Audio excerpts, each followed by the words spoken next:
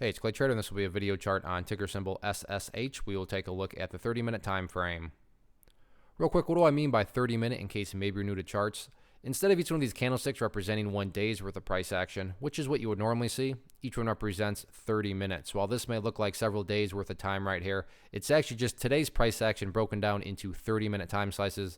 I like to this time frame. I think does a good job of telling the quote-unquote story of the price, and then just makes mapping out where levels of support and resistance a bit easier to see. Now, I don't mean to state the obvious, but I will anyways. But this one made just an absolutely crazy move to think that, just yesterday it was down here below 20 cents, and then today got up into the 70 cents. Big old move, biggest volume that it's had in a very long time. So I've had quite a few questions and requests on it. So let's map out some levels of support and resistance. First level of support is what I would call the ideal area, meaning, hey Clay, what would make this chart look the absolute strongest going forward?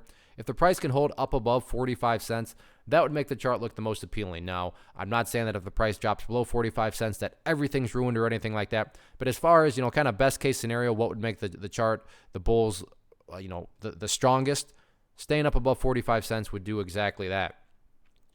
If 45 cents cannot hold, then the next level of support to keep an eye on would be this kind of former breakout point down here. And that sits at roughly about 35 cents, we'll call it. And then from the big picture perspective, it's really all about the purple line down there, which is the 50-period simple moving average. Now, I fully realize this purple line is totally irrelevant. It's way down here. The price closed all the way up there. But the key word there is 50-period simple moving average. So as time goes by, that line's going to move its way upwards. And as long as, a very black and white way to look at the chart, as long as the price is up above that purple line, then the bulls are in full control. The bulls are in full health, however you can best visualize that move. So keep an eye on those 3 levels of support. What about areas of resistance? If this upwards move is going to continue, where are some of these battlegrounds at?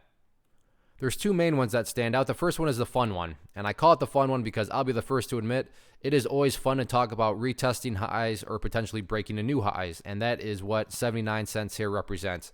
It's a level of resistance because that's where the party started, and yeah, everybody always loves to talk about that one. But in many situations, as is the case here, there's usually another bridge, that first needs to be crossed.